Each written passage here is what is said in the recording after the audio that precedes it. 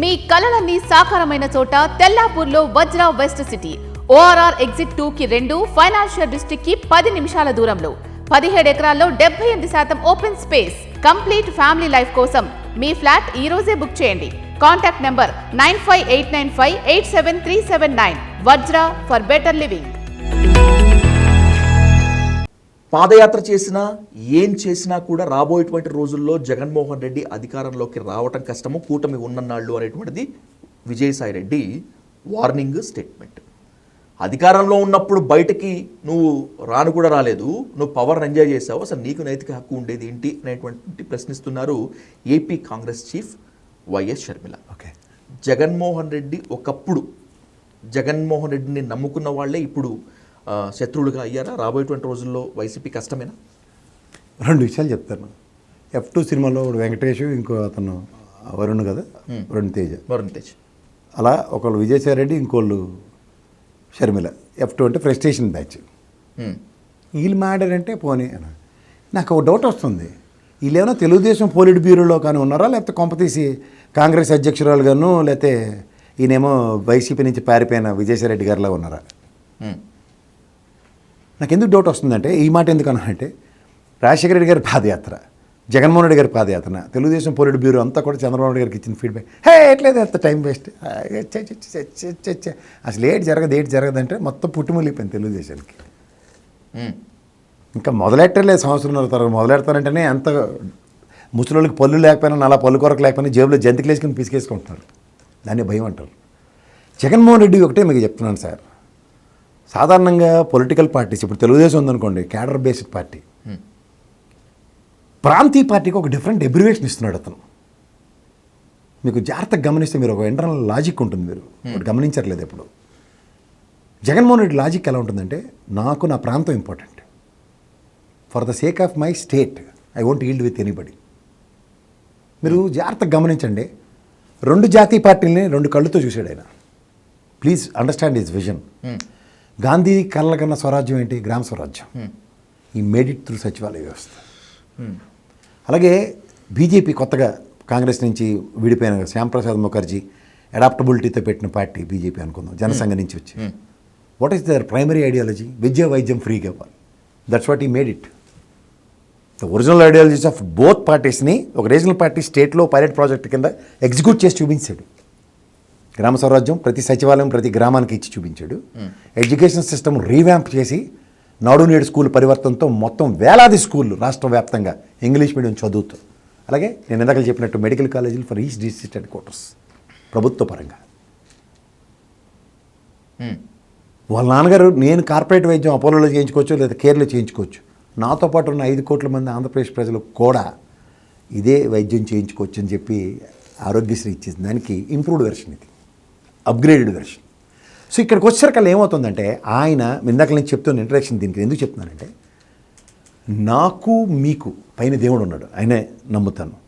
ప్రజాస్వామ్యంలో ప్రత్యక్ష దేవుళ్ళు ప్రజలని రామారావు గారు చెప్పాడు. ఐడియాలజీలో ప్రజల్లోకి వెళ్తాడు ఆయన. ఇప్పుడు రామారావు గారు కూడా 1983లో పార్టీ పెట్టినప్పుడు ఎవరిని ఎర్రనాయుడు గారిని కానీ, అశోక్ గజపతిరాజు గారిని కానీ, లేకపోతే ఇప్పుడున్న చింతకాల అయ్యన్న పాత్రుని కానీ, ఇక్కడ కేసీఆర్ గారిని కానీ ఆయన ప్రతిష్ఠించిన లీడర్లు వీళ్ళు. ఆయన ముఖం చూసి వీళ్ళకి ఓట్లు వేశారు. ప్రాంతీయ పార్టీకి ఉన్న అడ్వాంటేజ్ అది. అలా ఈరోజు జగన్మోహన్ రెడ్డి గారు లీడర్లను ప్రతిష్ఠించుకోగలిగే సామర్థ్యం అతని ఉంది కాబట్టి what is does.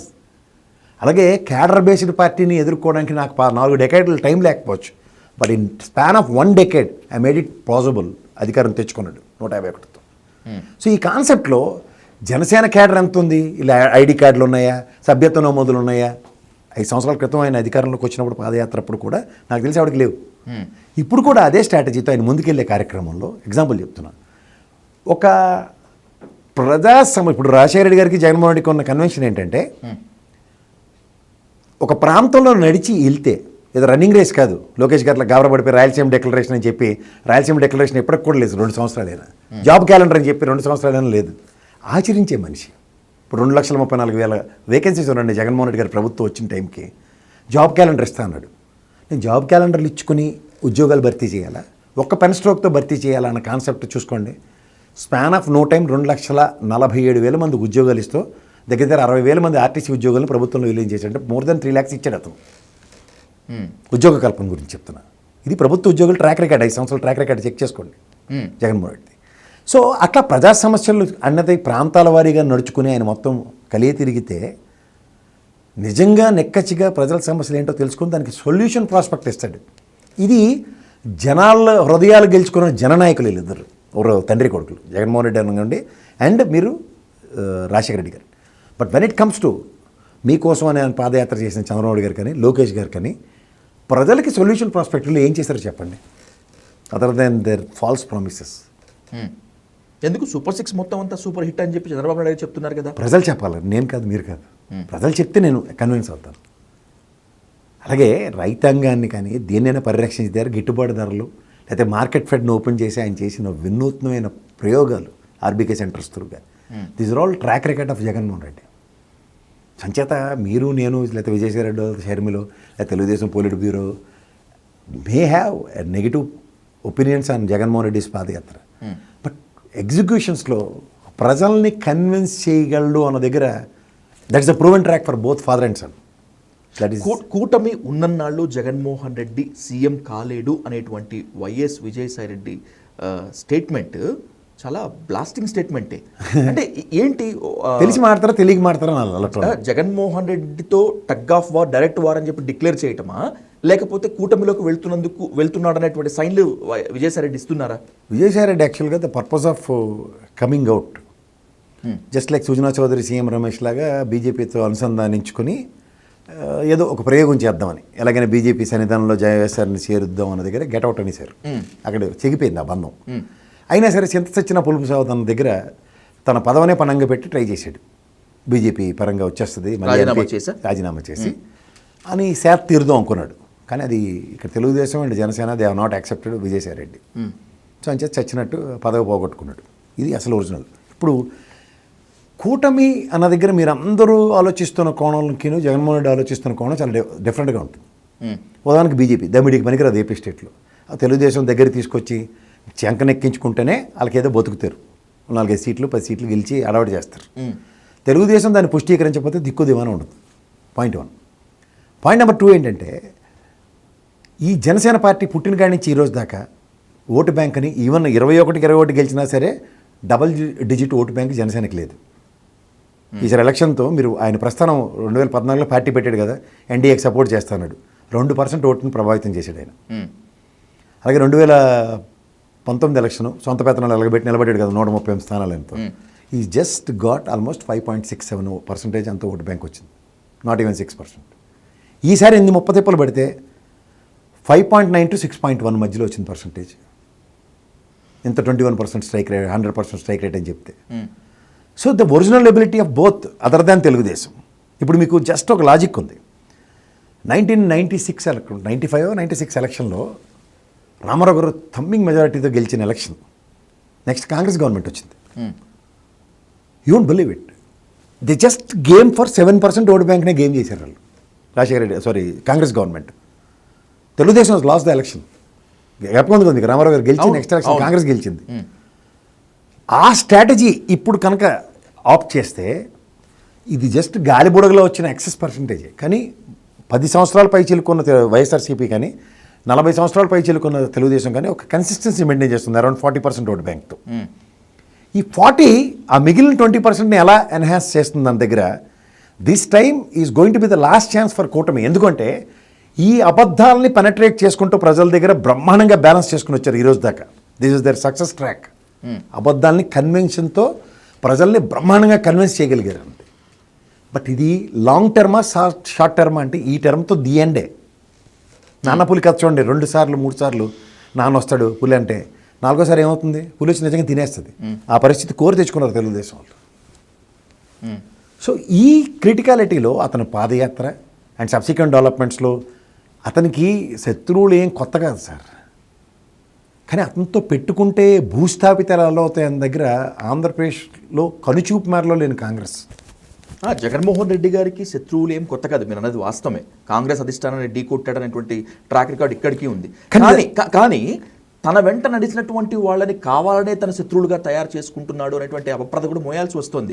YS Vijayasai Reddy కానీ వైఎస్ షర్మిల కానీ వీళ్ళిద్దరూ తీసుకున్న ఉదాహరణలే కదా. మంది అని చెప్పండి సార్, అతని ఉద్దేశం ప్రైమరీ మోటో ప్రజలకు కూడా తెలియాల్సింది ఏంటంటే సొంత చెల్లికే అతను యాక్సెప్ట్ చేయట్లేదు. ఎందుకు?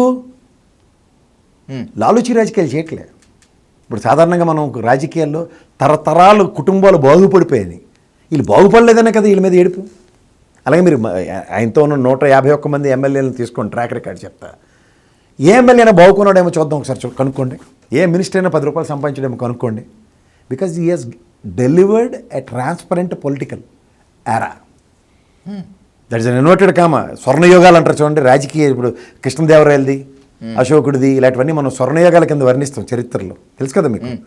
అలా పొలిటికల్ సినారియాలో ఒక ఫెడరల్ సిస్టంలో ఒక రిపబ్లికన్ స్టేట్ కింద ఉన్న AP is kept in inverted commas. ఏది టెన్యూర్ ఆఫ్ 2019 to 24 ఏ పేజీ తిరగవేసినా సరే అవినీతి అన్న మకిలీలు అంటించడానికి ఎంత ప్రయత్నిస్తే. ఇప్పుడు చూడండి మీరు గోడకి మీరు సిమెంట్ ఎంత ఎక్కించగలరు, అంతకన్నా నా దగ్గర కేజీ సిమెంట్ కలిపాను కాబట్టి బస్తా సిమెంట్ ఎక్కిస్తానంటే ఎక్కదు. ఆ కండికి పెట్టి కిందకి లాగితే ఎంత కింద పడిపోతుందో చూడండి. అలా the original god of Jaganmohan రెడ్డికి మీరు ఎంత దానికి మకిలి అంటిద్దామన్నా ఇలా కండితో కిందకి లాగితే మొత్తం పోతుంది. అలా మీరు ఏదైనా ట్రై చేసుకోండి. సో రాబోయే రోజుల్లో విజయసాయి రెడ్డి అయినా, వైఎస్ షర్మిలైనా, ఇంకొకళ్ళు అయినా కూడా ఎంత మకిలి అంటించాలనుకున్నా కూడా అంటదా? ఎలా అంటుతుంది? ఇప్పుడు మీరు ఈ గవర్నమెంట్ 18 నెలల పొద్దయింది. రంగుల మీద ఏడ్చారు, భవనాల మీద ఏడ్చారు, దేని మీద ఏడవట్లేదు చెప్పండి. ఆ ఏడుపుకి ఎక్కడైనా జస్టిఫికేషన్ అవుతుందా? అట్లీస్ట్ అంతులేని కదా సినిమాలో జయప్రద ఏడిచిన దానికి ఇంటిల్లిపాదికి పెళ్ళిళ్ళనయ్యే. ఈ ఏడుపుకి ఏమైనా ఒకటైనా జస్టిఫై అవుతుందా? అనుకున్నట్లుగానే జగన్మోహన్ రెడ్డి కనుక పాదయాత్ర చేస్తే రాష్ట్ర రాజకీయంలో పెనుమార్పులు ఉంటాయా, లేకపోతే బొటాబొటి మార్కులతో వైసీపీ ఉంటుందా? అంటే ఇప్పుడు 11 సీట్లు ఉన్నాయి కాబట్టి బొటాబొటి మార్కులు వస్తాయా ఏంటి? సార్ 23 స్థానాలు వచ్చి చరిత్ర ముగిసిపోయింది, అధ్యాయం క్లోజ్ అనుకున్న తెలుగుదేశమే లోకేష్ లాంటి పాదయాత్ర చేస్తేనే 124 వచ్చి గెలిచేశారు. బట్ ఇక్కడ వైబ్రేషన్స్ ఉన్న Jaganmohan Reddy he will not give any falls promises అండి. ప్రాక్టికల్గా జనాలకి ఏం కావాలో తెలుసుకొని దాని మీద ఎగ్జిక్యూట్ చేసే మనిషి. ఇప్పుడు మీకు ఒక మాట ఉంటుంది, పరిగెట్టి పాలు తాగరా, నిలబడి నీళ్ళు తాగరా అని 2 ఉన్నాయి కదా. జగన్మోహన్ రెడ్డి నిలబడి నీళ్లు తాగుదామని చెప్తున్నాడు ప్రజలకి. నచ్చిందా? పరిగెట్టి పాలు తాగుదామని ప్రయత్నించారు. పరిగెట్టి పాలు తాగితే గ్లాసులో ఎన్ని గొక్కలు వెళ్తాయి లోపలికి? తాగిన మొదటి గొక్క, ఇంక 2వ గొక్క, 3వ గొక్క మీరు పరుగు ఆపితేనే కానీ తాగలేరు. అంచేత నిలబడి నీళ్ళు తాగుదామని జగన్మోహన్ రెడ్డి కరెక్ట్ అవుతారు కదా. Let's wait and watch on political scene. K Prasad గారు, thank you so much for thank you.